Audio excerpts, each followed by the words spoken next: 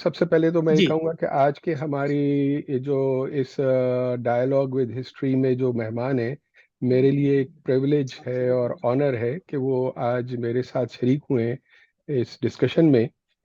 और वैसे तो वो तारुफ के मोहताज नहीं है, लेकिन मैं बता दूं उनको जो देख रहे हैं या सुनेंगे कि डॉक्टर जुनैद अहमद हैं, जो जिन्होंने कई किताबों के मुसन्निफ हैं। Government college of commerce Karachi से उन्होंने अपनी तालीम का आगाज़ किया था, और फिर कॉन्कॉर्डिया यूनिवर्सिटी कनाडा और मैगिल यूनिवर्सिटी से पीएचडी किया। Institute of business administration Karachi में जो है वो बहुत अरसे से पढ़ा रहे हैं। Karachi council on foreign relations के लाइफ मेंबर हैं, मुख्तलिफ यूनिवर्सिटीज़ और एजुकेशन इंस्टीट्यूशंस के बोर्ड पर बैठते हैं। मैनेजिंग डायरेक्टर हैं नेशनल मैनेजमेंट कंसल्टेंट्स के, और फाउंडर हैं पाकिस्तान में आईटी की एजुकेशन के एक यूनिक इदारे के, जो एपटेक के नाम से शुरू हुआ था और पूरे पाकिस्तान में उसका नेटवर्क बना था। उसके डॉक्टर साहब फाउंडर हैं। उन्होंने डॉक्टर साहब ने बहुत सारी किताबें लिखी हैं।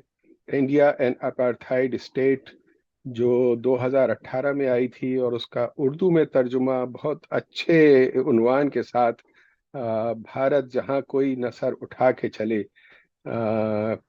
हुआ है। उनकी दूसरी किताब है from Ganga to Pulwama, India's false flag operations, जो उन्होंने इब्नुल हसन रिजवी साहब के साथ मिलकर जॉइंटली लिखी 2019 में। और फिर उनकी एक किताब हाल में आई थी, China leads, documenting China's leadership of the world. मौजूआत कुरान के नाम से एक किताब उनकी है, और एक पाकिस्तान में ओ लेवल्स की कॉमर्स की टेक्स्ट बुक उन्होंने लिखी है। लेकिन हमारा आज का मौजू ये किताबें नहीं है। मैं आज डॉक्टर साहब से बात करना चाहूँगा उनकी दो किताबों के बारे में, जो उन्होंने बांग्लादेश के बारे में लिखी हैं। पहली उनकी किताब थी creation of Bangladesh, myths exploded, जो 2016 में आई थी। और अभी हाल ही में एक किताब उनकी आई है दोबारा इस मौजू पे, उसका सीक्वल है एक तरह से, और बहुत ज़रूरी था उस मौजू को कवर करना। कम लोगों ने जो बांग्लादेश पे लिखी तो बहुत सारी किताबें गई हैं, लेकिन इस मौजू को कम लोगों ने कवर किया है, जो उनकी अब किताब का मौजू बना है। और वो 2024 में किताब आई है, ethnic cleansing of Bihari's in east Pakistan. तो मैं डॉक्टर साहब आपसे इन दो किताबों के बारे में बात करूंगा। आपकी पहली जो किताब 2016 में आई थी, उसमें वैसे तो आपने 14 मिथ्स लिस्ट की हैं, जिनको आपने वन बाय वन डॉक्यूमेंट्स के साथ एक्सप्लोर किया है उन मिथ्स को। वो मिथ्स वैसे तो 14 बहुत सारी हैं, मैंने उसमें से जो कुछ अहम जो मिथ्स आपकी हैं, जिनको आपने मौजू गुफ्तगू बनाया अपनी पहली किताब में, कि पहला ये कि ईस्ट पाकिस्तान में कोई डेवलपमेंट नहीं हुई थी पाकिस्तान के साथ जब मशरक़ी पाकिस्तान था। दूसरी मिथ आपने जो ली है वो ये कि Agartala conspiracy case was false. तीसरी मिथ जो बहुत कॉमन है और बहुत लोग उसको रिपीट करते रहते हैं, कि 3 मिलियन बंगालीज उस जो है 8-9 महीने के अरसे में वो कत्ल किए गए पाकिस्तानी फौज के हाथों, और 2 लाख औरतों को रेप किया गया। चौथी में था आपने जो उसमें ली है वो, Indian military intervention was spontaneous and humanitarian, जो इंडिया की तरफ से भी और बहुत सारे हमारे साथियों और दानिशवरों की तरफ से ये चीज़ पेश की जाती है। और पांचवी जो मेरे हिसाब से इम्पोर्टेंट है, जो जिस्ट है सारी 14 मिथ्स का, उसमें ये कि 93,000 Pakistani soldiers were taken POW. इन मौजूआत को आपने अपनी पहली किताब में लेके उन मिथ्स को एक्सप्लोर किया है, वैसे तो टोटल 14 है। इसके बाद आपने जो अभी जो मौजू लिया है वो है ethnic cleansing of Bihari's in east Pakistan. पहले वाले मौजू पर तो कई लोगों ने पाकिस्तान में तो नहीं किताबें लिखी हैं, इंटरनेशनली भी और कुछ बांग्लादेश में भी। और जो मुझे सबसे ज्यादा शोहरत जिसको हासिल हुई वो शर्मिला बोस की किताब थी, द डेड रेकनिंग। और इसके अलावा कुछ किताबें बांग्लादेश में भी कई किताबें लिखी गई जो उन्होंने इन मिथ्स को एक्सप्लोर किया और ये डॉक्यूमेंट्स के साथ ये बताया कि ये जो है वो जो प्रोपेगेंडा है वो वैसा नहीं है जैसे पेश किया जाता है। और मैं ये बता दूं कि जब मैंने बांग्लादेश के ऊपर एक व्लॉग किया था और उसके बाद अभी हाल में एक और डायलॉग विद हिस्ट्री में बांग्लादेश का मौजू आ गया था जेर बहस, हस्सामुल कन्वर्सेशन विद हस्सामुल हक के साथ 5वीं उसकी एपिसोड में। तो डॉक्टर साहब दोनों दफा, पहले जब बांग्लादेश में भी और उसके बाद भी, was always the first one to respond to my vlogs, और उन्होंने बहुत एनकरेज भी किया और अप्रिशिएट किया। मैं जो आपसे सवाल पूछना चाहता हूँ वो ये है, जो पहला जो सवाल है कि क्या चीज थी जिसने आपको प्रॉम्प्ट किया और मोटिवेट किया ये पहली किताब लिखने पर, और फिर दूसरी किताब जो आपने बांग्लादेश पे बिहारियों के ऊपर लिखी है? क्योंकि अनफॉर्चुनेटली तकरीबन 50 साल से ज्यादा का अरसा हो गया, पाकिस्तान, सारी दुनिया में तो इस पे फॉर या अगेंस्ट लिखा गया। बांग्लादेश में जो भी हुआ पाकिस्तान के खिलाफ प्रोपेगेंडे में बहुत ज्यादा लिखा गया, वेस्ट की दानिश्वरों की तरफ से और सहाफ़ियों की तरफ से भी, और इंडिया के स्पॉन्सर्ड सहाफ़ियों और दानिश्वरों की तरफ से। लेकिन अनफॉर्चुनेटली पाकिस्तान से इसके बारे में काफी अरसे तक तो काफी खामोशी छाई रही। एक दो किताबें शुरू में आई थी, जैसे कुतुबुद्दीन अजीज साहब की किताब थी, और सिद्दीक खालिद ने लिखा। तो और तो उसके बाद बिहारियों के इशू के ऊपर तो सिर्फ अब तक पाकिस्तान से एक ही आवाज उठी थी, कुतुबुद्दीन अजीज की। आपने जो ये मौजू बनाया और बहुत तफसील से आपने इसमें बहुत डॉक्यूमेंट्स जमा करके और पूरे इंटरनेशनल प्रेस और पाकिस्तानी प्रेस के कोटेशंस के साथ जो लिखा है, तो क्या चीज, किस चीज ने आपको मोटिवेट किया और प्रॉम्प्ट किया? अगर आप इस पे पहले मुझे बताएं तो। जी डॉक्टर साहब, ओवर टू यू। कामरान साहब, आपका बहुत बहुत शुक्रिया कि आपने अपने इस व्लॉग में मुझे इनवाइट किया। आपके मैंने बहुत से व्लॉग सुने, आपने बहुत तहकीक की है, और आप जिस तरह से गुफ्तगू फरमाते हैं वो भी एक बहुत कमाल की बात है। आपकी तरह मेरा भी बैकग्राउंड कोई हिस्ट्री का नहीं है। आप भी एक बैंकिंग जी सेक्टर से आकर बिल्कुल। माशाल्लाह आपने हिस्ट्री में अपना मकाम बना लिया है। अब मेरी वजह मशरक़ी पाकिस्तान से एक बहुत गहरा ताल्लुक हमेशा ही से था।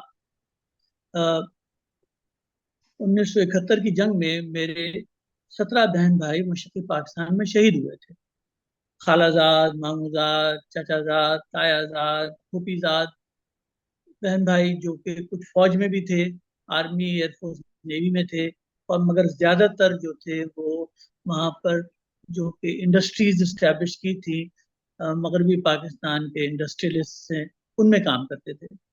ये वो ज़माना है मिड लेट 60s का, कि जब पाकिस्तान में नौकरियां बहुत मुश्किल से मिला करती थी। तो जब भी आपको कोई नौकरी मिल गई तो आप उसको एक्सेप्ट भी कर लेते थे और काम भी शुरू कर देते थे।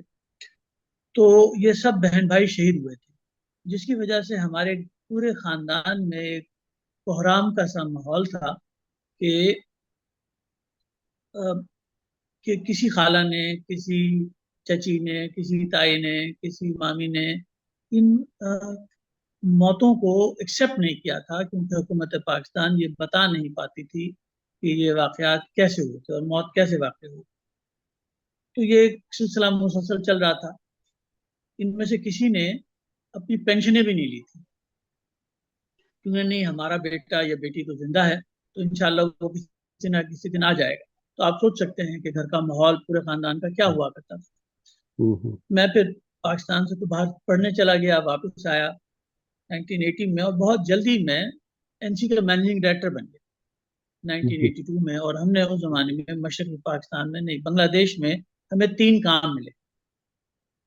तो उन कामों को मैं माफी चाहता हूँ कि कहीं ये ज्यादा डिटेल जवाब तो नहीं आपके नहीं खिदमत में नहीं, पेश जरूर कर रहा। जरूर जरूर इसको बताएं शॉर्टर भी ये। कर सकता हूँ। नहीं नहीं, जरूर अच्छा, बताएं, बल्कि आप, जी। मैं तो चाहूंगा आप ये भी, इसका भी जिक्र करें चाहे मुख्तसरन, कि आप अमेरिका से जो आए, मेरा चूंकि आपसे वाबस्तगी कोई तकरीबन 30 साल से ज्यादा शायद हो गई है, तो मुझे तो मालूम है, आपने मुझे एक दफा बताया था कि अमेरिका से वापसी आपकी कैसे हुई, किस तरह से आपके वालिद की वजह से आप आए, मुख्तसर वो भी बताइए।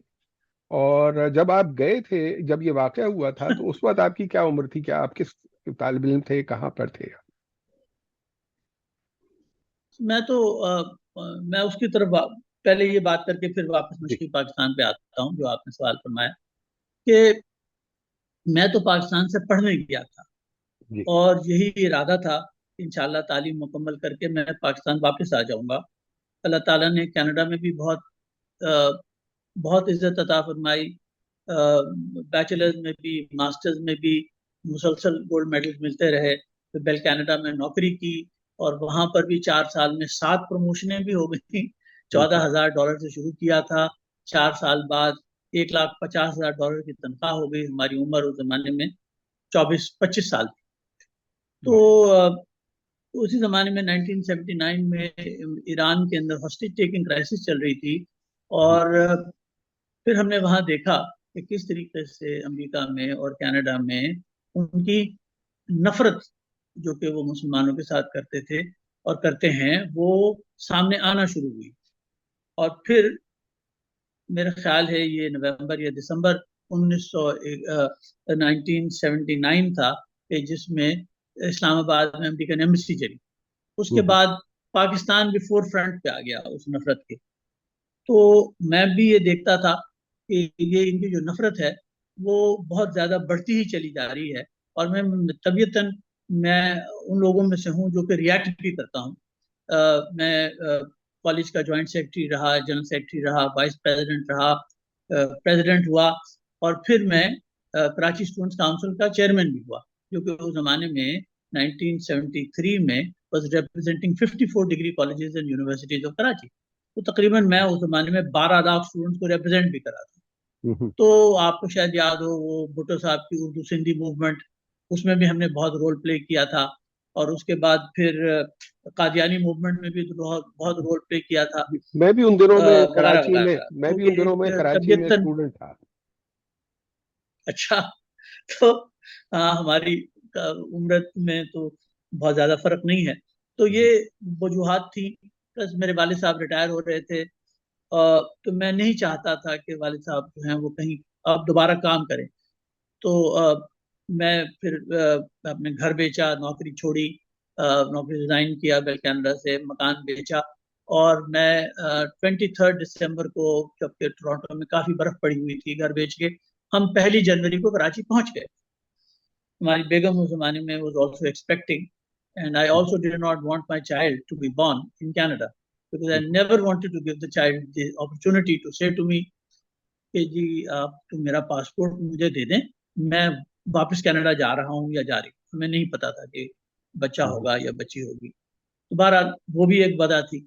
तो पाकिस्तान से ये ताल्लुक था हम्म, और वो अभी भी है। तो इस वजह से मैं वापस आया। और यहाँ पर भी अल्लाह ताला ने बहुत इज्जत अता फरमाई। मैंने नेशनल कंस्ट्रक्शन ज्वाइन की थी 1980 में, चीफ अकाउंटेंट। 6 महीने में जनरल मैनेजर फाइनेंस हो गया, अगले 6 महीने में डायरेक्टर फाइनेंस हो गया, और 3 महीने बाद मैनेजिंग डायरेक्टर हो गया। I was 28 years old. Now अच्छा। 22,000 people work for me. Hmm, So I was only, there were only five M1s those days in Pakistan. I was one of them. हम्म, हमने उसको छोड़ा, फिर हबीब ग्रुप को join किया, agree auto लगाई। फिर 1986 में डिसाइड किया कि मैं तो अपनी कंसल्टिंग प्रैक्टिस करूँ। मैं वापस आता हूँ जी बांग्लादेश। जी। तो 1982 में हमें काम मिला मशरक़ी बांग्लादेश में। मेरे बार बार मुझे मशरक़ी पाकिस्तान निकलता है कि आप, जो वो 3 काम थे। एक तो ढाका यूनिवर्सिटी के पास, ढाका के पास एक इस्लामिक यूनिवर्सिटी का क्याम था, वो हमने हम्म, बनाई। और बैंक ऑफ बांग्लादेश की बिल्डिंग बनाई। और हम्म, चाटगाम की बंदरगाह पे जो काफी डैमेज हुआ था उसको रिपेयर किया। तो उस जमाने में हुसैन इरशाद साहब प्रेसिडेंट थे। उनसे 2 दफा मुलाकात हुई।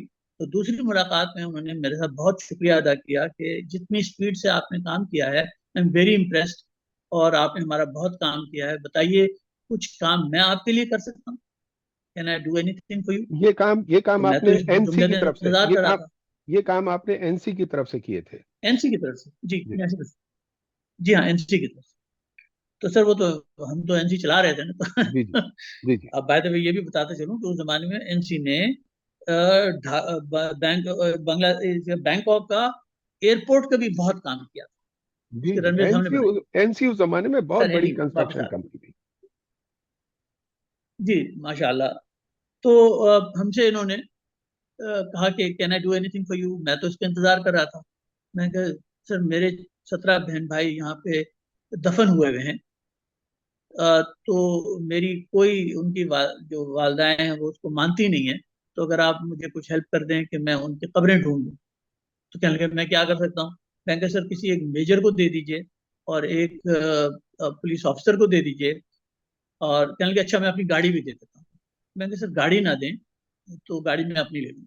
और फिर हमने ढूंढ ढूंढ के अगले 6 महीने में मैं को 4 दफा गया और हमने वो 17 बहन भाइयों की कब्रें ढूंढ निकाली। अच्छा। क्योंकि उनके साथ जो लोग और भी थे जो पाकिस्तान आ गए थे, उन्होंने कुछ स्टोरीज बताई थी, वो स्टोरीज मैंने जमा की हुई थी। उन स्टोरीज की बेसिस के ऊपर हम उन जगह पे पहुंचते थे, वहां पे बात करके फिर कब्र भी मिल जाती थी और उनके कोई जानने वाले भी मिल जाते थे। तो किसी बहन का दुपट्टा मिला, किसी बहन की बालियां मिल गई, किसी किसी भाई की खून आलूद वर्दी भी मिली। तो ये मैं घर लाया करता था। हम्म। खैर ये तो बात हो गई, ये 1982 की बात है।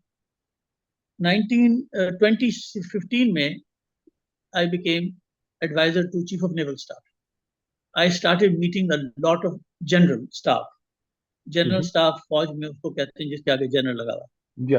तो मीटिंग में lot of 3 stars 4 stars all the time. तो उस वजह से अ, मुझे उसी एक मीटिंग में ये एहसास हुआ कि एक लेफ्टिनेंट जनरल के नीचे तो 3 डिवीजन फौज होती है। हम्म। तो 3 डिवीजन फौज इज 45,000 मैन, हम्म। इसमें से 11,000 तो सपोर्टिंग ट्रूप होते हैं। जी।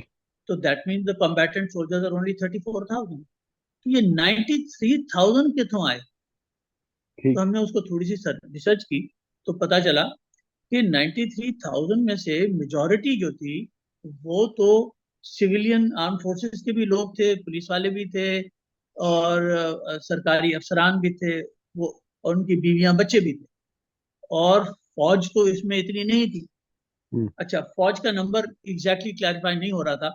तो मैंने then I took an appointment and met the DG ISPR, उस जमाने में थे लेफ्टिनेंट जनरल आसिम सलीम बाजवा। अच्छा। उनसे मिला मैं, तो क्योंकि अपॉइंटमेंट बड़े रश में स्टैब्लिश की गई थी, तो और वो भी क्योंकि चीफ ऑफ नेवल स्टाफ की गाड़ी में मैं आया था, ताकि मैं वो GHQ की सारी प्रोटोकॉल और उनकी सिक्योरिटी से बच जाऊं, हम्म। With hooters also. तो हमने उनसे पूछा कि सर, उन्होंने मुझे पहले तो ये पूछा कि डॉक्टर साहब इन्होंने रौला की थी कि जो आपको इतनी प्रेशर में आपने ये अपॉइंटमेंट सेट करवाई। हम्म। मैंने कहा सर कुछ जरूरी बातें हैं जो आपसे करना है। कहेंगे फरमाइए। मैंने कहा सर मुझे ये बताइए कि मशरकी पाकिस्तान में कितने लोगों ने हथियार फेंके थे? तो उन्होंने बकायदा इस तरह से करके कहा, डॉक्टर साहब एवरीबडी नोज 93,000। मैंने सर आर यू श्योर? कहने जी। तो मैंने sir then you must have a list of handing over and taking over, ताकि किस किन बंदों को हैंड ओवर किया था, किन को टेक ओवर किया। कहेंगे हाँ होगी जरूर, मगर इस वक्त मेरे पास है नहीं, मगर होगी। मैंने कहा सर मुझे ये बताइए sir, you are lieutenant general Asim Saleem Bajwa was sitting in his uniform. Hmm. मैंने कहा यस। कहने लगे ऑफ कोर्स। मैंने कहा सर आपके नीचे तो 45,000 3 डिवीजन आर्मी। कहने लगे यस। मैंने कहा 45,000 man? Yes. 11,000 supporting troop, drivers, technicians, mechanics, batman, doctors, medical paramedics, nurses, etc. They don't fight. Signal. जी, Is it all उसमें right? मैं हाँ नहीं, ठीक है, मैं बता रहा था उसमें सिग्नल्स के, कम्युनिकेशन के दसियों लोग और होते हैं उस एक डिवीजन के जी हाँ, साथ। जी हाँ, will also they are also non fighting support hmm. troops. तो फिर मैंने उनसे कहा कि जी तो what are you left with is about 34,000 troops. तो लेफ्टिनेंट जनरल नियाजी भी तो लेफ्टिनेंट जनरल थे, उनके नीचे 93,000 के तो आए। हम्म। उन्होंने बकायदा अपना सर पीटा और कहने लगे आप बात तो सही कह रहे हैं। मैंने कहा सर आपको, आपने इतनी इंपॉर्टेंट बात को कभी तवज्जो ही नहीं दी, मगर आपने इसको कभी ठीक नहीं किया। तो खामोश हो गए, कहने लगे आप सही फरमा रहे हैं। मैंने कहा दूसरी बात, सर मुझे ये बताएं कि एक और इल्जाम मेरी फौज पे लगता है कि मेरी फौज ने 30 लाख बंगाली मारे और 2 लाख औरतों की बेहुरमती की। कहेंगे जी हाँ। मैंने कहा सर मुझे जरा कैलकुलेटर दिखाइए। हालांकि मैंने सारे कैलकुलेशन तो करके गया था, मगर मैंने उनके सामने फिर कैलकुलेशन की। मैंने कहा sir from March 2016, 26 March till December 16, 1971, there's total 262 days। अब मैं 3 मिलियन को डिवाइड करता हूँ 262 से, मेरे पास फिगर आता है 11,480। यानी कि मैं 11,500 बंगालियों को पकड़ूं, उनको एक जगह इकट्ठा करूं, फिर उनको मार दूं, फिर उनको गाड़ दूं, अगले दिन फिर यही करूं। और इसको करने के लिए मेरे पास 34,000 सोल्जर्स हैं, जो कि 1,500 किलोमीटर बॉर्डर पर भी खड़े हैं, जो तकरीबन 15 या 20 इंडियन इंडियन डिविजनों से लड़ रहे हैं। और मुल्क मशरक़ी पाकिस्तान में 1,75,000 के करीब मुक्ति बाहिनी और इंडियन सोल्जर्स भी हैं, वो उनसे भी लड़ रहे हैं और ये काम भी कर रहे हैं। कि क्या हो सकता है? कहने लगे नहीं हो सकता। मैंने कहा सर एक बात और रह गई, ये सब काम करते करते उन्होंने 2 लाख औरतों को फारिग भी करना है, क्या कर सकते हैं? कहने Day नहीं in कर and सकते। मैंने कहा day simple in, day arithmetical out, calculation. every day without any holiday. जी विदाउट एनी ऑर्डर, बस यही कर रहे हैं। तो कहने लगे आप सही फरमा रहे हैं। मैंने कहा सर मैंने आपको यही, इतने में उनकी वो आ गई टी ब्रेक। कहें डॉक्टर साहब चलिए गुस्सा छोड़िए, इसको पीजिए। तो मैंने कहा सर मैं आपसे बहुत नाराज हूँ, आपके इदारे से बहुत नाराज हूँ, मैं कुछ नहीं लेना चाहता। कहने लगे चले पानी पी लीजिए। तो मैं अपने साथ पानी भी लेके गया था, तो मैंने वो जमीन से पानी की बोतल उठाई। बोतल उठाते हुए मुझे एहसास हुआ कि डॉक्टर साहब आप कर क्या रहे हैं? आप एक लेफ्टिनेंट जनरल के कमरे में बैठे, GHQ में, उसने यूनिफॉर्म भी पहनी हुई है, आप मुसलसल बदतमीजी किए चले जा रहे हैं। आपको 10 मिनट में गायब कर दिया जाएगा, और ये जो CNS की गाड़ी है और ये 2 कमांडो आपके साथ आएंगे तो वैसे ही चले जाएंगे, किसी को पता भी नहीं चलेगा आपके साथ क्या हुआ। तो फिर मैंने कुछ अकल आई, तो मैंने उनसे कहा कि सर मैं माफी चाहता हूँ, मैं ख्याल है मैं अपने इस फीलिंग में बहुत दूर निकल गया। तो फिर मैंने चाय भी पी, पानी पिया, चाय पी। उसके बाद जनरल साहब खुद नीचे आए, पूरा SPR ने लाइन लगा के हमें खुदा हाफिज कहा। उन्होंने सबको लाइन हासिल की। जब मैं वहां से निकला, अब मैं वापस आ रहा था नेवल हेडक्वार्टर गाड़ी वापस करने के लिए, क्योंकि मेरी गाड़ी तो नेवल हेडक्वार्टर में खड़ी थी। तो अ, मुझे ख्याल हुआ कि ये कुछ नहीं करेंगे। हम्म। तो डॉक्टर साहब ये ठेका आपका है, ये आप करेंगे। ये मई 2016 की बात है। अच्छा। तो हमने उसके बाद आमन्ना सद्दकना कहकर आस्तीनें चढ़ाई। और जो मैं कंसल्टिंग में करता हूँ, मैंने एक टीम बनाई, और टीम को, और मैंने वो तरीका इस्तेमाल करता हूँ किताबें लिखने का जो कि विंस्टन चर्चिल किया करते थे। अच्छा। Winston Churchill you may be knowing has written जी 70 बुक्स। जी जी। 70 किताबें उस शख्स ने कैसे लिखी? कि वो इलेक्शन भी लड़ रहा था, फिर वो काउंसिल का मेंबर भी बन गया था, फिर वो पार्लियामेंट का मेंबर बन गया, फिर उसमें लीडर ऑफ अपोजिशन भी बना, फिर लीडर ऑफ द हाउस भी बना, जंग भी लड़ी, और जंग जैसी भी जीती हारी जो भी, और उसके दौरान 70 किताबें भी लिखी। वो कैसे किया? हम्म। उसके पास 8 रिसर्च असिस्टेंट्स थे फुल टाइम, जी जी।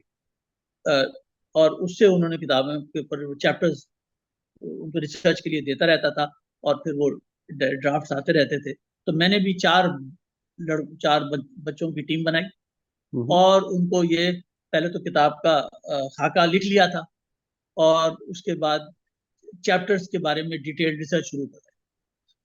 और दिसंबर 16, इनफैक्ट हमने ये किताब मुकम्मल कर ली थी नवंबर के आखिर में, दिसंबर की 16 को ये छप के आ गई और हमने उसको कराची में लॉन्च की।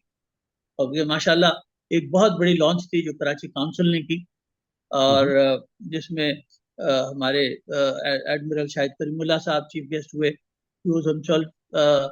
इन्होंने मेरे एक खालाजाद भाई थे, उनके साथ काम भी किया था। मेरे भाई तो शहीद हो गए थे, ये खैर बच गए थे, प्रिजनर ऑफ वॉर हुए, फिर वापस आए और तरक्की कर करके चीफ ऑफ नेवल स्टाफ हुए। उसमें वो भी थे, जनरल मोइनुद्दीन हैदर भी थे। जनरल मोइनुद्दीन हैदर का भी एक बहुत उस जमाने में बहुत ताल्लुक रहा है मशरकी पाकिस्तान से।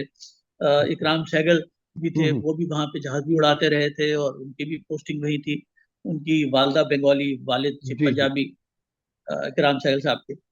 तो इस तरह से वो एक बहुत तकरीबन कोई 600-800 लोगों की गैदरिंग हुई, जो आमतौर पे बुक लॉन्चेस में नहीं होती। और उसी दिन मैंने इस किताब को ढाका भी भिजवा दिया था, दिसंबर 16, 2016 में। ये 200 कॉपियां ढाका में शेख हसीना वाजिद को भी कॉपी गई और बाकी तमाम मेंबर्स ऑफ द पार्लियामेंट को भी कॉपी गई। सर वो एपटेक है ना बांग्लादेश में भी, तो मैंने जी जी। कराची से एपटेक के मास्टर बिजनेस पार्टनर को भेजा, और सबके ऊपर किताबों पे पहले से लिफाफे बने हुए थे, उनके नाम लिखे थे, और उनसे कहा कि ये बच्चों से डिलीवर करवा देना आपको। तो उनके पास वो किताब 15 अगस्त को पहुंच गई थी, और वो जो 15 दिसंबर को पहुंच गई थी, और 16 दिसंबर को सबको डिलीवर हो गई। मैंने प्राइम मिनिस्टर साहबा को ये लिखा था to Sheikh Hasina Wajid, the Prime Minister of Bangladesh, with my compliments and a prayer to Allah that one day my brothers and sisters in Bangladesh will realize that India can never be your friend. अच्छा, मोहतरमा इस किताब को parliament में लेकर आई। अच्छा। 3 मई 2017 को, और किताब उन्होंने सबको दिखाई ऐसे करके और कहा कि जी आपने किताब देखी है? तो बहुतों ने कहा किताब देखी है। तो पढ़ी है? तो कुछ ने कहा पढ़ी। उसके बाद Sheikh Hasina Wajed ranted about the book for the next 1.5 hour. I am sure. कहने लगे, उन्होंने जो बेसिक बात तो ये थी कि ये क्या हुआ पाकिस्तान को, कि ये 45 साल बाद उन्होंने इस बात को, और एक एक पॉइंट को लेकर उन्होंने डिस्कस किया। बात उन्होंने ऐसे शुरू की थी, ये जनरल जुनैद अहमद कौन है? कि नहीं sir, is not a general, तो ही मस्ट बी DGI, वो भी नहीं है। तो फिर वो सर, वो पंजाबी में ही मजा आता है, तो उन्होंने बंगाली में भी कहा, उन्होंने लौड़ की थी, क्या क्या बात क्या हुई खैर, उसके बाद उन्होंने एक कमीशन बनाया, और कमीशन से कहा इस किताब को गलत साबित करो। मैं नवाज शरीफ साहब से बात करूंगी, और अगर उन्होंने मेरी बात नहीं मानी तो मैं इस मामले को लेके जाऊंगी ऑर्गेनाइजेशन ऑफ इस्लामिक कॉन्फ्रेंस, और वहां मैं पाकिस्तान की शिकायत करूंगी, ये हमारे खिलाफ प्रोपेगेंडा करती है। अच्छा। DGFI ने इस कमीशन को हेड किया। 1.5 महीने बाद उन्होंने रिपोर्ट दी, और रिपोर्ट में ये कहा, madam prime minister, we will request you not to refer to this book anymore. People will forget about it. We cannot prove anything wrong. We cannot prove it wrong because it is entirely based on books and documents produced by the Bangladeshis and the Indians and Westerners. इसमें so this is what basically I उस दिन मैंने ये अपने आप से कहा कि जुनैद अहमद, जो तुमने अपने ऊपर जिम्मेदारी ली थी वो अल्लाह ताला ने पूरी करवा दी। जब शेख नहीं हसीना वाजिद के पास से ये कमेंट्स आए, तो ये नहीं सर सारा इसका नहीं, बैकग्राउंड माशाल्लाह। है। मैं मैं तो चाहता हूँ ये लंबी आई हो गई मस्ट बात। से आई मस्ट से कि आपकी किताब, वैसे तो अब जैसे मैंने कहा कि इंटरनेशनली बहुत सारी किताबें लिखी गई, बहुत कम हैं जिन्होंने हकीकत को पेश किया। ज़्यादातर ने वही चीज़ दोहराई जो हमेशा से दोहराई जाती रही।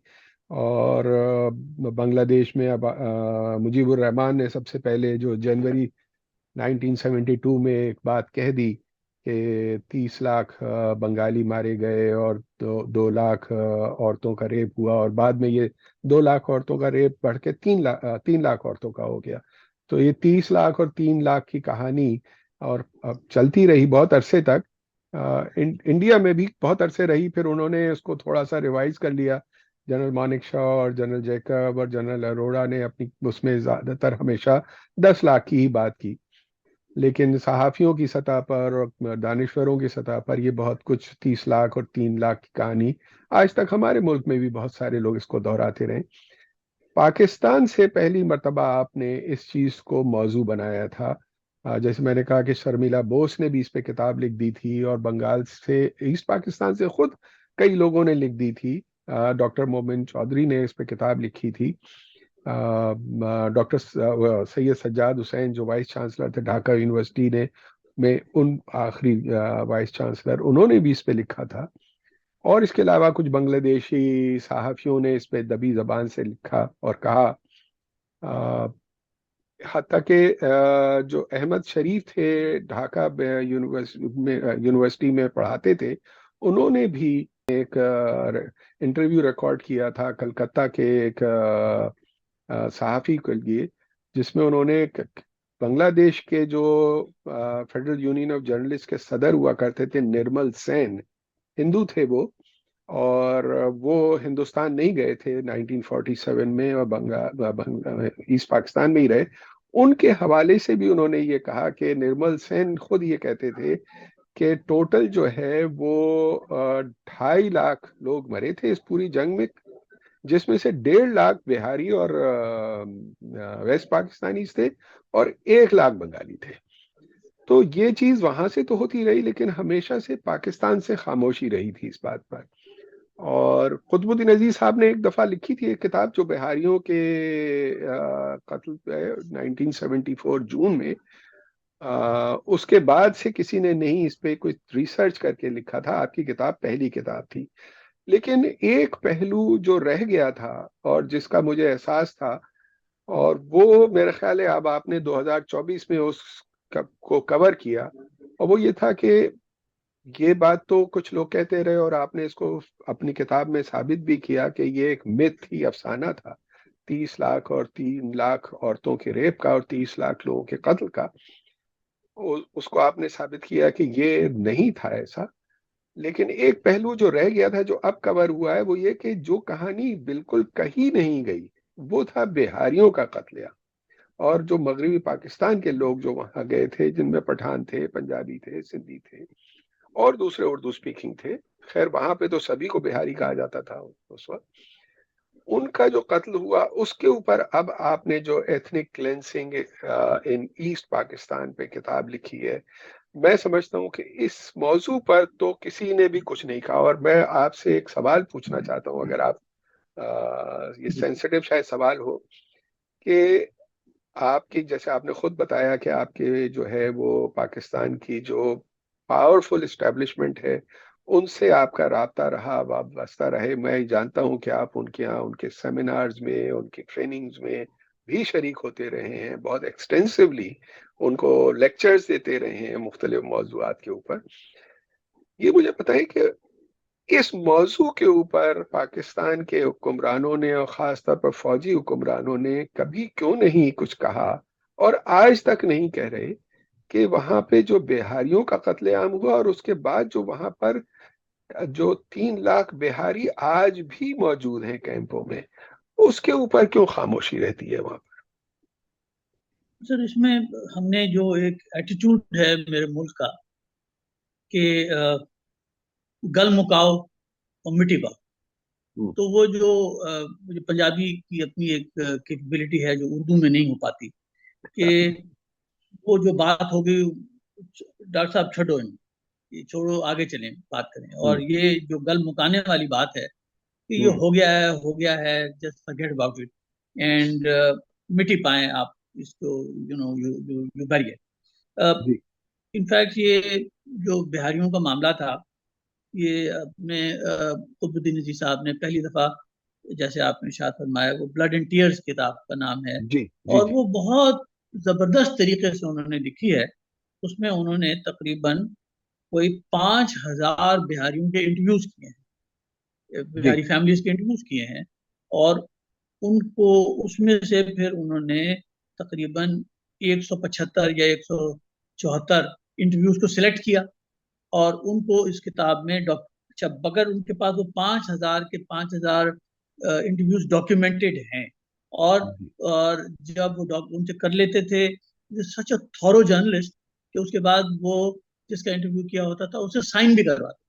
जी, उन्होंने अपनी और दीज किताब आर में डॉक्यूमेंट्स दैट आर, वो पेजेस भी पब्लिश किए हैं, छापी हैं उनकी कॉपियां। जी हमारे यहाँ तो इस बारे में एक तो बिहारियों से कोई ज्यादा वेस्ट पाकिस्तानियों को कोई ताल्लुक नहीं था, जी एथनिकली कोई ताल्लुक नहीं था, लिंग्विस्टिकली भी कोई खास ताल्लुक नहीं था। और पाकिस्तान में क्योंकि अशराफिया टोटली पंजाबी डोमिनेटेड होती है, और जी। ये पंजाब की डोमिनेशन की वजह ही से तो ये सारी चीजें आगे भी चली थी। हम्म। अ, जब ये वाकयात 1971 में हुए थे, उसके बाद अ, बहुत सालों तक इसको शेख मुजीबुर रहमान भी इसको पॉइंट को रेस करते रहे, और उन्होंने भुट्टो साहब के साथ भी इस पॉइंट को रेस किया। और जो पाकिस्तान, इंडिया और बांग्लादेश के ट्राइपार्टाइट डिस्कशन हुई थी और एग्रीमेंट साइन हुआ था, उसमें भी इसकी बात होती रही। उसके बाद ये मामला चलता रहा। जी अ, और हर दफा पाकिस्तान की गवर्नमेंट ये कहती रही कि हम इनको वापस भी ले लेंगे, और कुछ आए भी। और जो भी आए वो ज्यादातर तो अपने ताल्लुकात की बेसिस के ऊपर अपने पैसे खर्च करके बहुत मुश्किलें उठा उठा के पहुंचे। और फिर उनको पाकिस्तान में भी कोई खास मदद नहीं हुई। आपको पता होगा औरंगी पायलट प्रोजेक्ट का और डॉक्टर अख्तर हमीद खान जी का, जी जी जी। किस तरीके से इनको उन्होंने औरंगी में सेटल करवाया।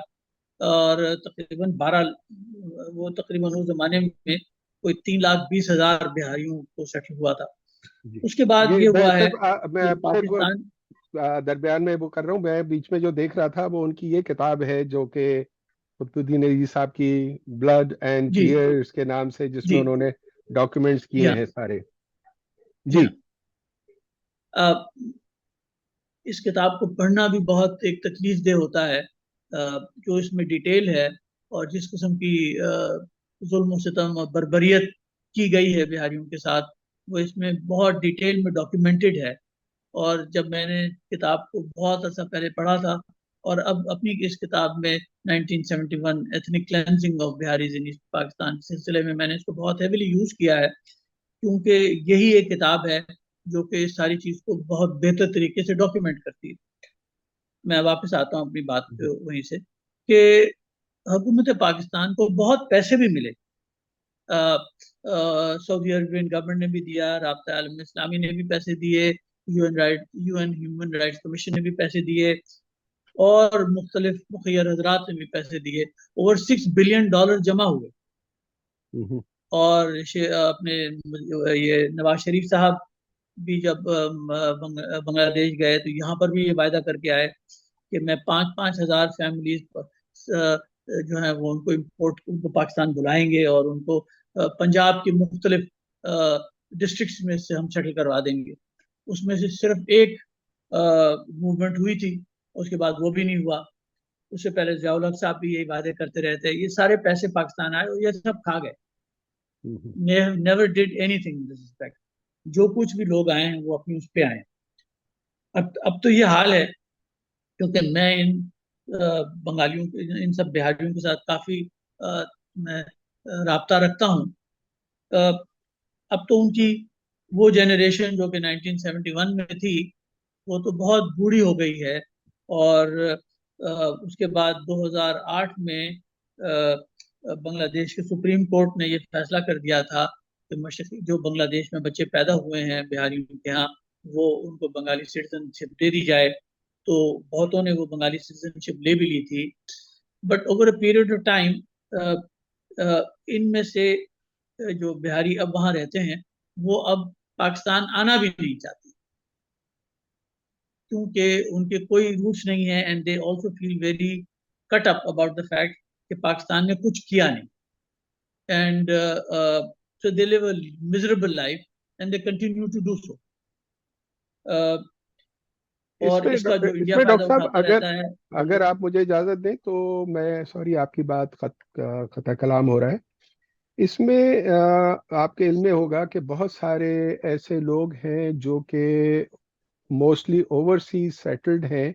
वो खानदान, उन खानदानों के लोग जिस जिनका आपकी तरह से बहुत सारे लोग मारे गए उस वक्त, और वो इस पे काफी वहाँ पे काम भी कर रहे हैं बाहर से, अमेरिका और कनाडा और यूरोप में, मुख्तलिफ वीडियो चैनल चला रहे हैं, उसमें एक एहतशाम अहमद निज़ामी साहब हैं जो हम और आपके नाम से एक प्रोग्राम करते हैं, और उसमें जी हिस्ट्री रिविजिटेड के नाम से, उसमें जो वो बताते हैं वो ये कि वहाँ पर ये फैसला ज़रूर सुप्रीम कोर्ट ने दिया कि वो लड़के जो या वो बच्चे जो पैदा हुए उनको सिटीजनशिप दी जाए, लेकिन एक्चुअली वो सिटीजनशिप देने में जो इम्प्लीमेंटेशन में जो चीजें हो रही हैं वहां पर तो ना नौकरी दी जाती है, ना किसी और तरह की उनको एडमिशन्स मिल पाते हैं, ना मुलाजमतें दी जाती हैं। तो अगर वो पाकिस्तान वहाँ की सिटीजनशिप जिन्होंने ली भी है, उनको जो मुश्किलात हुई है वो डॉक्यूमेंट कर रहे हैं। शायद आपकी नज़र से गुजरा हुआ है शाम अहमद निज़ामी साहब का जो जी यूट्यूब पे प्रोग्राम्स हैं कई, अगर आप कहेंगे तो मैं उनके वीडियो लिंक्स आपको भेज दूंगा। जी जी। मेरी एहतशाम अरशद साहब से मुलाकात है। अच्छा। एहतशाम अरशद निज़ामी, उनसे मेरी मुलाकात है। कराची तशरीफ लाते रहते हैं। और वो एक उन्होंने भी मेरे कुछ इंटरव्यूज किए थे। मैं वाकिफ हूँ उस बात से, और वो हर साल वो भी और बहुत सारे और लोग भी वेस्ट से डोनेशन जमा करते हैं और बांग्लादेश जाते हैं और इन लोगों की मदद भी करते हैं।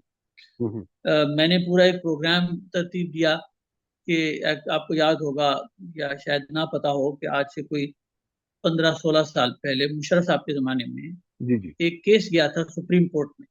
हम्म। और वहां पर जो साहब ये केस लेकर गए थे कि इन बिहारियों को पाकिस्तान वापस आना चाहिए। तो सुप्रीम कोर्ट में ये केस चला था। जा। और सुप्रीम कोर्ट ने ये कहा था कि भाई आपका तो कोई ताल्लुक नहीं है इस बात से, you are not a Bihari इधर, हम्म। और आपकी फैमिली भी वहां नहीं है, तो ये आप क्यों इसमें, आपका कोई इंटरेस्ट क्या है। इंटरेस्टेड तो पार्टी लिहाजा नहीं वो है। केस सुप्रीम कोर्ट ने सुनने से भी इनकार कर दिया था। मैं बहुत कोशिश करता रहा हूँ और मैं कोशिश करता रहूंगा कि किस तरह से पाकिस्तान के कुछ हालात सेटल हों। सुप्रीम कोर्ट भी कोई अपनी अकल की शक्ल तो इख्तियार करे। और अगर ये काजी फायज ईसा के जाने के बाद जो नेक्स्ट आने वाले हैं, वो मैंने सुना है और उनके बारे में जो इतलात हैं वो is a lot more reasonable person. तो मेरा इरादा ये है कि मैं ये अपने अरशद निज़ामी साहब के पास अ, अ, काफ़ी डॉक्यूमेंट्स हैं जो कि मशरक़ी पाकिस्तान के सिलसिले में इन बिहारियों के मूवमेंट्स के सिलसिले में होते रहे। मैं उनसे मांगता भी रहा हूँ कि जी जी। मुझे दीजिए। I promise you that we will locate and hire somebody of the level of Aitzaz Hasan hmm. और लतीफ़ खोसा, हम्म। और somebody of that level। उस जमाने में रशीद रिजवी साहब का इंतकाल हो गया, उनसे मेरी बहुत दोस्ती थी।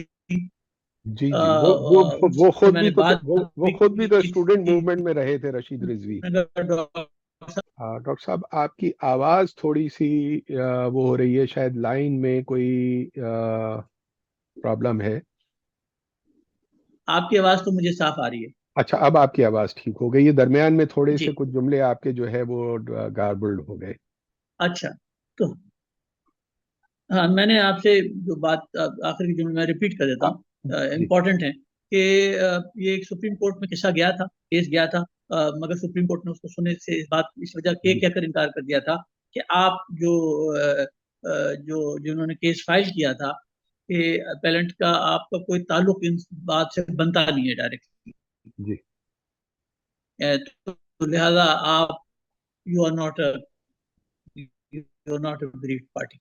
और तो उसके बाद एक would be because the government of Pakistan executive will do nothing। आप तो let me take the route of the Supreme Court। Document मौजूद हैं, मैं उनसे अक्सर मांगता भी रहता हूँ कि ये डॉक्यूमेंट दीजिए, और अगर उन्होंने दे दिए तो अबे नहीं दिए तो हम क्रिएट कर लेंगे। और mister or that caliber of a lawyer, जी। जी। and go back to the Supreme Court. And I'm also waiting for Qazi Faiz Isa's tenure to be over. Justice Mansoor is regarded as much more level-headed person.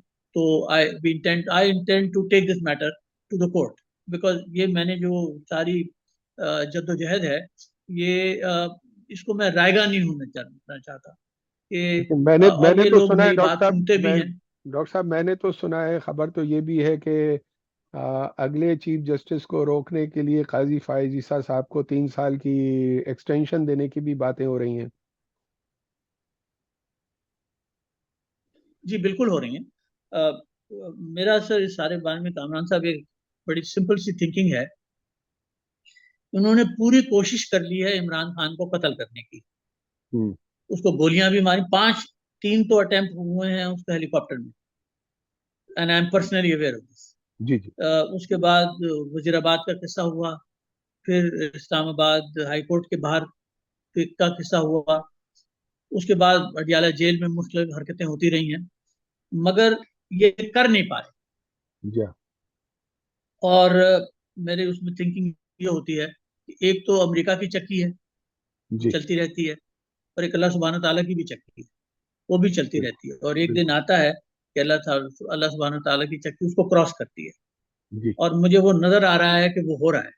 ये इन्होंने खत अपने आप को खुद भिजवा के, हम्म। या जिसने भी इनको भेजा भी किसने ही होगा, वो ऐसा ही होगी या हम्म। फौजी होगी जिसने ये खत भेजे।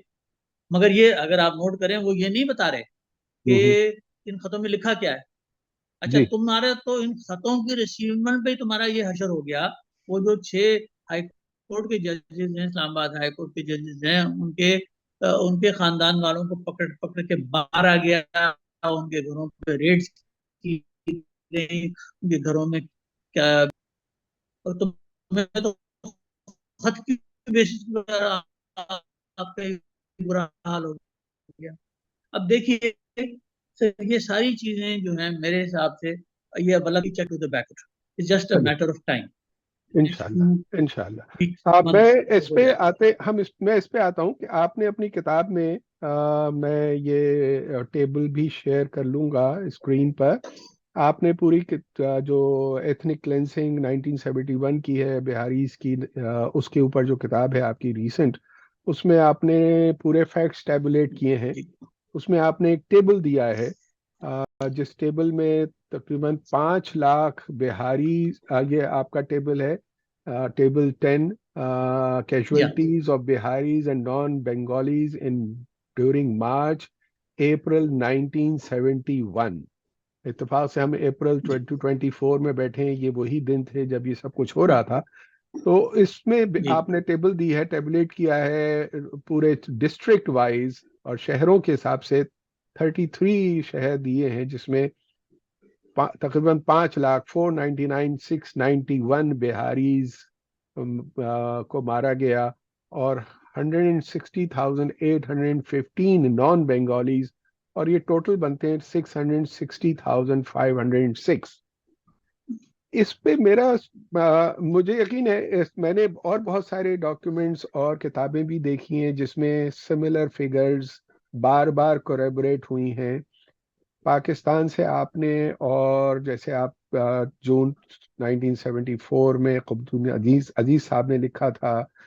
फिर कुछ फॉरेन जर्नलिस्ट भी ऐसे हैं जो कि मेन स्ट्रीम मीडिया में होने के बावजूद, और एक पूरी प्रोपेगेंडा मुहिम और मीडिया कैंपेन जो चलती रही है और आज भी चल रही है पाकिस्तान के खिलाफ, इन वेस्टर्न मीडिया और इंडियन मीडिया की कोलैबोरेशन के साथ, उन सारी चीज़ों के बावजूद उन्होंने बहुत सारे डॉक्यूमेंट्स और बहुत सारी अपनी रिपोर्ट्स में लिखी हैं ये बातें।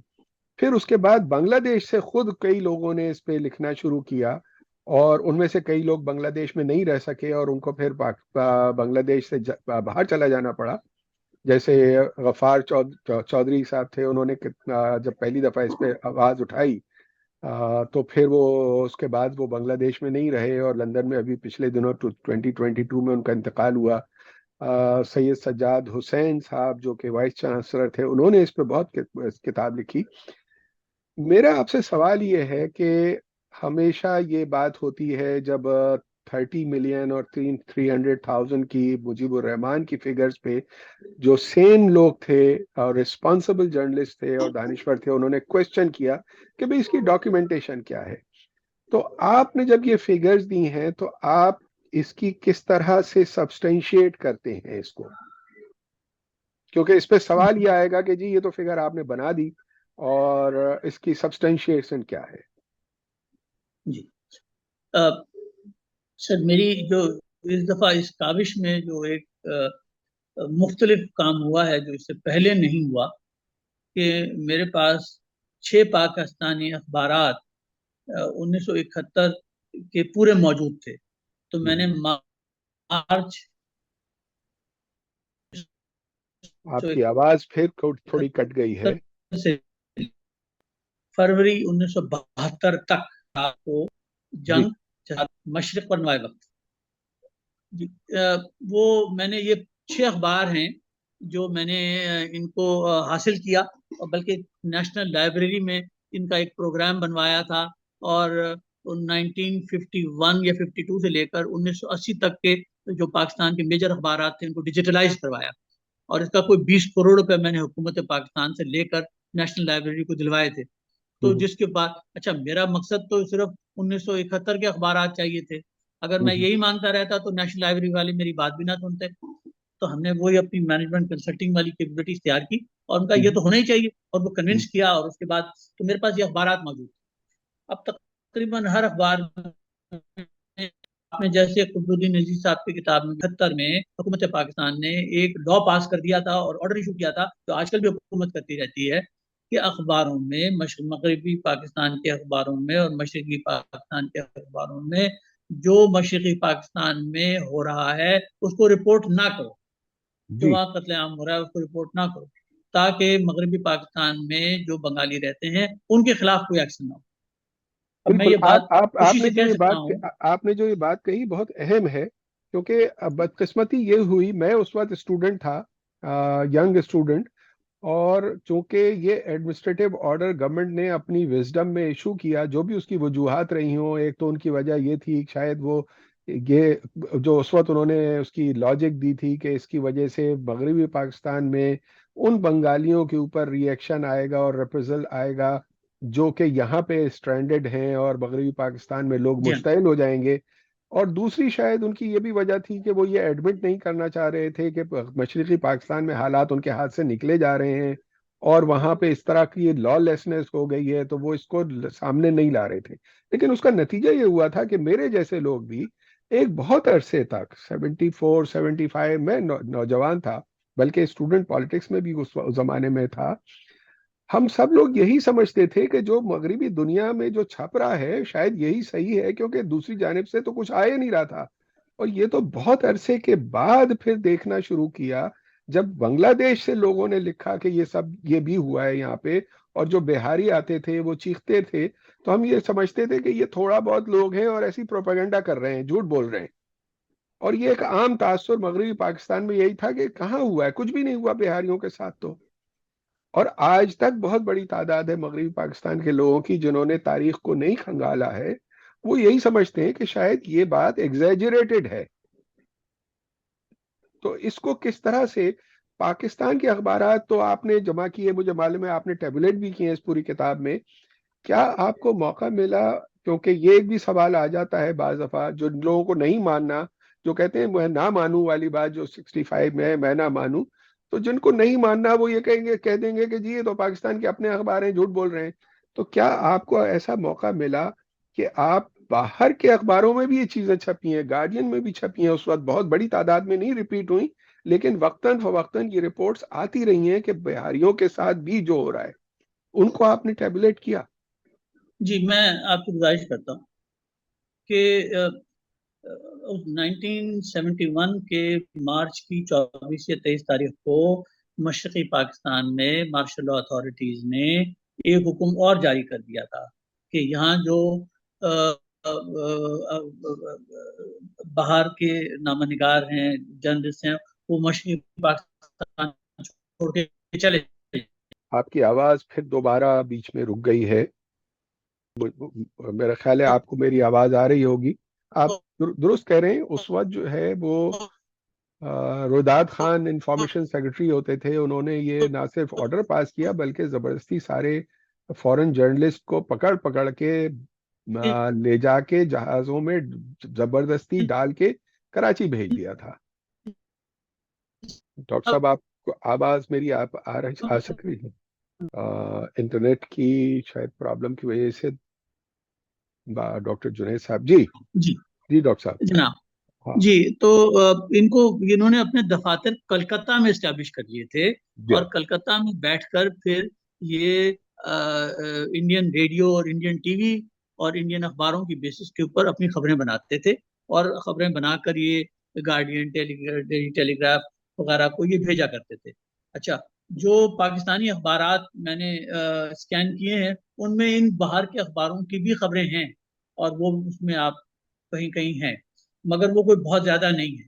जब मैंने पूरी कोशिश की है कि कहीं से मुझे अ, ये जो बाहर के अखबारात हैं, गार्डियन है, डेली टेलीग्राफ है,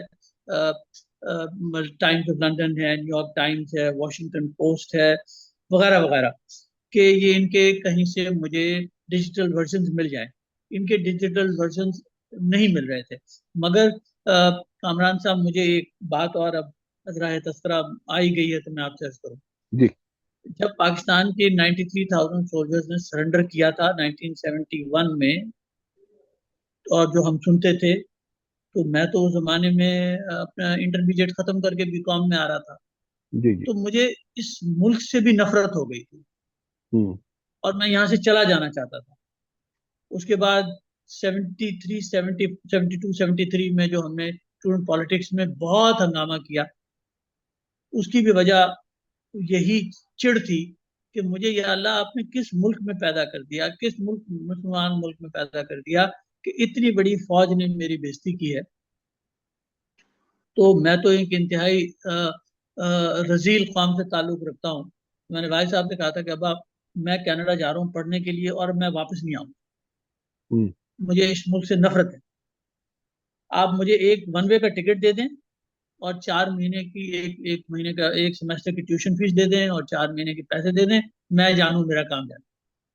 हम्म। तो वालिद साहब से यही बात होकर मैं कनाडा गया था। तो कनाडा आने के बाद सबसे पहले मैंने काम जो किया, कि जो पढ़ाई से मौका मिलता था, उसके अंदर लाइब्रेरी में बैठ के मैंने ये 8 अखबारात पढ़े, 1970, 71 के और 72 के, जी जी। जिसमें ये तमाम अखबार जिनके मैं नाम ले रहा था। तो अच्छा, वहाँ वो सारे माइक्रोफिश पे अवेलेबल थे। हम्म। तो मैंने ये अखबार उस जमाने में पढ़े, और 74 में। तो फिर मुझे दिल में ख्याल पैदा हुआ कि नहीं, पाकिस्तान के खिलाफ बहुत ज्यादा प्रोपेगेंडा हुआ है, हमने बहुत गलतियां की हैं, मगर सारी जिम्मेदारी हमारी नहीं है। बिल्कुल। तो जिसे कहें इस तरह से कि वो दिल पे जो जख्म थे, उन पर कुछ फाया रखा जाना शुरू हुआ। हम्म। और जब वो दिल को कुछ इत्मीनान हो गया कि नहीं, हम इतने खराब नहीं हैं जितना मुझे बताया गया था, तो उसके बाद फिर हमने लगकर पढ़ाई मुकम्मल की, और मैं वापस आया पाकिस्तान। और फिर इसी फीलिंग के साथ फिर ये अल्लाह ताला ने काम करा। तो मैंने आपसे गुजारिश इस सिलसिले में आपने जो, अखबार पढ़े हुए हैं। इस अच्छा, सिलसिले में जो इनमें भी आपने कोई कहा। खबरें भाइयों के बारे में नहीं थी। हम्म, मैं सिर्फ ये कहना चाह रहा था कि आपने जो ये बात कही है, ये बात बिल्कुल सही है। मेरा जाती तौर पे तजुर्बा भी मेरा भी यही है कि शुरू में बहुत मुझे भी नफरत थी और बहुत गुस्सा था, क्योंकि हमें एक यकतरफा ही तस्वीर मिलती थी और हमें उस पर पूरा यकीन था कि ये सही है। ये तो बहुत अरसे के बाद आंखें खुली और महसूस हुआ कि ये वन साइडेड तस्वीर थी। और फिर जब मैंने देखा तो मुझे बहुत सारे, इक्का दुक्का ही सही लेकिन मुख्तलिफ जगहों पे अमेरिकन, यूरोपियन, ब्रिटिश जर्नलिस्ट की वो रिपोर्टें मिली जो उस वक्त उन्होंने 71 में फाइल की थी और मेन स्ट्रीम पेपर्स में फाइल की थी, जिसमें उन्होंने ये लिखा है कि किस तरह से मगरबी पाकिस्तान के लोगों की और बिहारियों का कत्लेआम हो रहा है, खास तौर पे 3 मार्च 3 मार्च 1971 के अच्छा। बाद, जब जब मुजीबुर रहमान ने वहां पे एक तकरीबन बगावत का ऐलान कर दिया। तो उसके जी। बाद जो कुछ हुआ मशरकी पाकिस्तान में और मगरबी पाकिस्तान के लोगों और बिहारियों का जो कत्लेआम हुआ 25 मार्च तक, और फिर उसके बाद मिलिट्री ऑपरेशन जो सर्च लाइट हुआ है 26 मार्च की सुबह, उसके बाद भी पूरे मशरकी पाकिस्तान में तो हर जगह एकदम फौज ने कुछ एक्शन नहीं ले सकी थी। तो छोटे छोटे शहरों में जो कुछ फिर बिहारियों के साथ हुआ वो कहीं पे नहीं लिखा गया, लेकिन कई कई जगह पे आया। इस सिलसिले में शायद आपके नज़र से गुजरा हो, आपको याद होगा कि उन्हीं दिनों में जनवरी या फरवरी 1972 था जब इटालियन जर्नलिस्ट ओरियाना फालासी ने हाँ। मुजीबुर रहमान का इंटरव्यू किया था।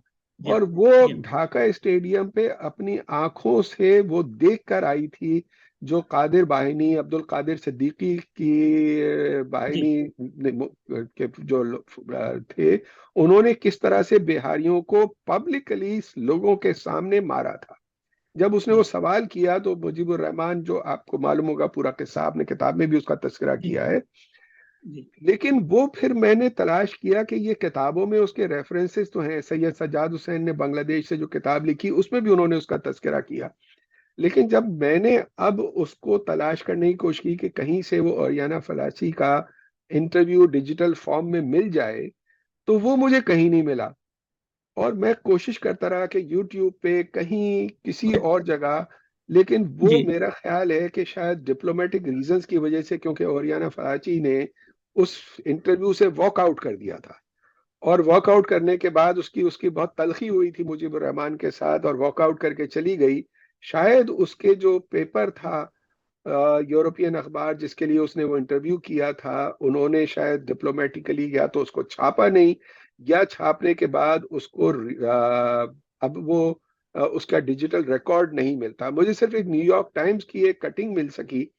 अ, ये फरवरी 1972 में न्यूयॉर्क टाइम्स ने ओरियाना फराची पे एक आर्टिकल लिखा, जिसमें उसने, न्यूयॉर्क टाइम्स के कॉरेस्पॉन्डेंट ने इसका हवाला दिया कि ओरियाना फराची ने ये अपनी उसमें इंटरव्यू में बताया कि उसके जो वर्स्ट इंटरव्यूज थे उसकी जिंदगी के, उनमें से एक मुजीबुर रहमान का था। और किस किस तरह से वो फिर उसको छोड़ कर आ गई। जी, जी फरमाइए। बार बार डिस्कनेक्ट हो रहा है। तो मैं कह रहा था कि मैंने बहुत कोशिश की कि किसी तरह से वो ओरियाना फलाची का वो इंटरव्यू मिल सके। तो सिवाय एक न्यूयॉर्क टाइम्स के एक आर्टिकल के, जो मैंने रिटेन कर लिया अपने पास, जिसमें रेफरेंस है इस बात का कि उसने वो वॉकआउट करके चली गई और उसने कहा ये मेरी जिंदगी का वर्स्ट तरीन इंटरव्यू था, और ये आदमी झूठा है जो बातें कर रहा था। लेकिन ओरिजिनल वो इंटरव्यू कहीं नहीं मिल सका। आपकी नजर से कहीं वो गुजरा? जी डॉक्टर साहब, आपको आवाज आ रही है? हमारा ये जी इंटरनेट का हम शायद कोई डिस्कनेक्ट हो गए मसला थे। हो रहा है। आपका ये बार बार डिस्कनेक्ट हो रहा है। हाँ। तो अच्छा। मुझे, आप शायद मेरी आप आवाज आखिर तक सुन पाए या नहीं, मुझे मालूम जी नहीं। नहीं, मैं सुन ली थी। अच्छा, तो तो उस मैं वो आपसे इंटरव्यू गुजारिश कहीं कर रहा हूँ आपसे कि मिल मैंने सका? भी बहुत ढूंढा है हम्म, इस इस इंटरव्यू को। अ, इसके रेफरेंसेस तो किताबों में भी मिल जाते हैं, इंटरनेट पे भी मौजूद हैं, अखबारों में भी पता चलता है, मगर ये कोई इसका डिटेल्ड इंटरव्यू वो देखा नहीं। अच्छा, मैं मुजीबुर रहमान साहब से मिला हूँ पर्सनली। अच्छा। मैं 1968 और 69 में क्लास 9 और 10 में हम्म, all Pakistan inter school debates में मशरक़ी पाकिस्तान हम गए थे। अच्छा। तो पहला साल तो ये आदमजी स्कूल था ढाका में, वहाँ पे हम्म, इंग्लिश, वहाँ पे डिबेट्स थी। और अगले साल Saint Placid school in Chittagong. हम्म, तो हम तो वहाँ पे कोई 20-25 दिन के लिए थे। उम्र कोई 14 साल, 15 साल, तो आप सोच सकते हैं लेवल ऑफ एक्टिविटी। तो हम्म, उसमें हमारी शेख मुजीबुर रहमान से भी मीटिंग हुई थी, ताजुद्दीन साहब से भी मिला था। और मुझे डिस्टिंक्टली याद है कि वो हमारी किस किस्म की डिस्कशन उनके साथ हुई थी, क्योंकि हम्म, यहाँ पाकिस्तान में भी लीडर से मिलने का मौका तो होता ही रहता था, जी जी मुख्तलिफ वजूहत से, खासतौर पर वालिद साहब की वजह से। तो इस very senior officer retired as an auditor general of Pakistan. जी। तो एज अ कॉन्सिक्वेंट तो बहुत लोगों से मुलाकात होती ही रहती। तो वो तबीयतन ही was a very short tempered person, जी and would lose temper very quickly, and thought no end of himself.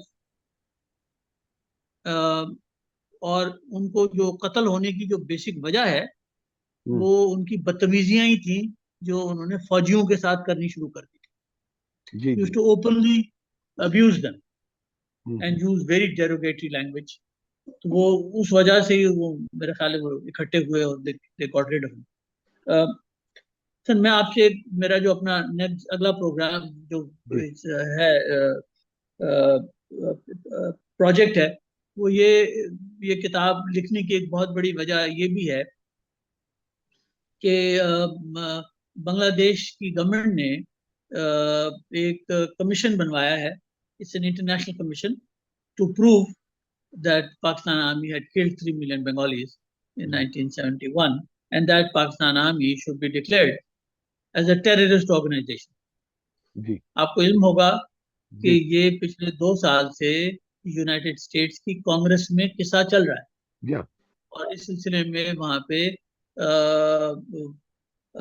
जो इंडियन लॉबीज होती हैं, अब तो वहाँ पे हिंदू मेंबर्स भी आ गए हैं, तो उन्होंने जी ये टेबल भी किया है in the US Congress, exactly what I have just told you.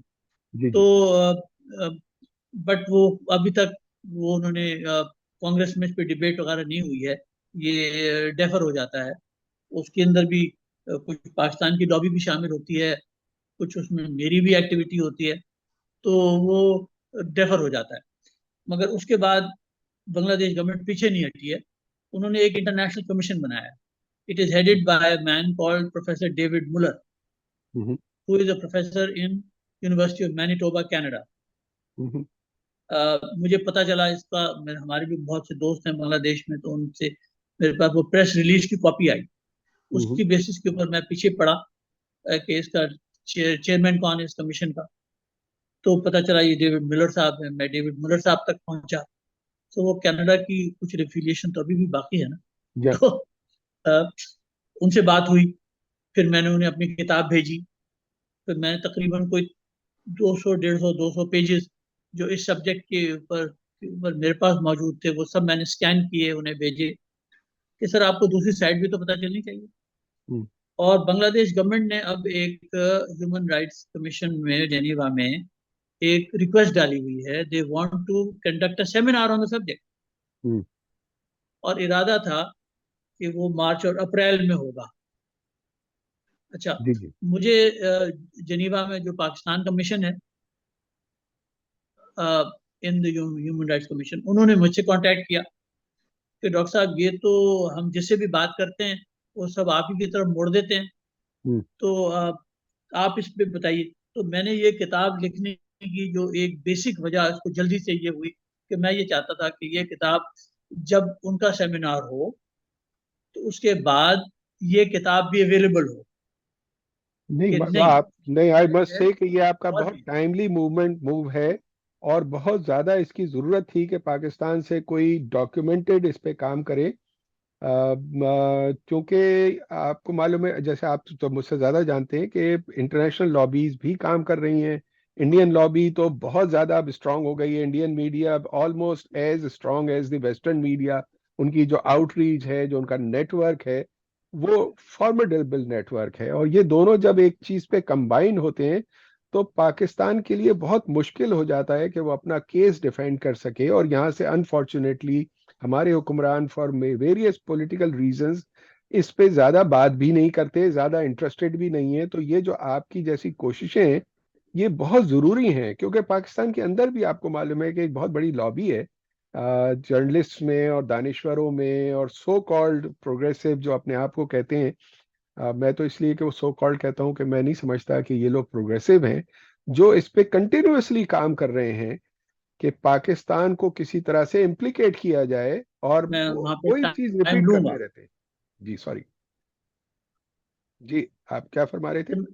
कि मैं जनीवा जाऊं हम्म, और जनीवा आकर इस किताब को launch. I will do that. नहीं हमारी हमारी दुआएं आपके साथ हैं. हमारी जो भी मैं जाती तौर पे कर सकता हूँ मैं आपके लिए हाजिर हूँ इसके लिए. और वी अभी must work together on this. मेरा जो प्रोजेक्ट है वो जी ये जी है कि आपकी आवाज बहुत ज्यादा आप हो रही है, डिस्टर्ब. अनफॉर्चुनेटली बिल्कुल आपकी बात मैं सुन नहीं सका जो आपने कही है.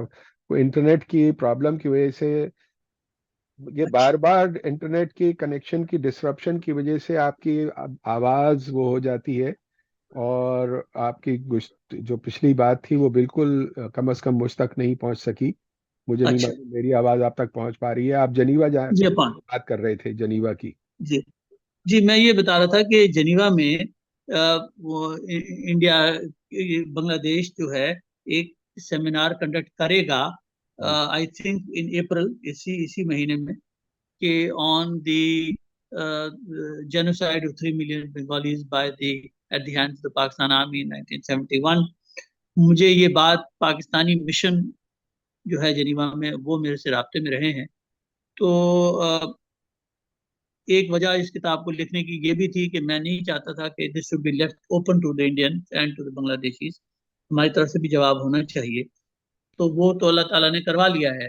हम्म, इस ये सेमिनार अगर हो जाता है, इसकी रिकॉर्डिंग्स भी मुझे मिल जाएंगी, तो उसके बाद मेरा इरादा है कि इंशाल्लाह ये ह्यूमन राइट्स कमीशन का जो सेकंड सेशन होता है वो हर साल जून में भी होता है।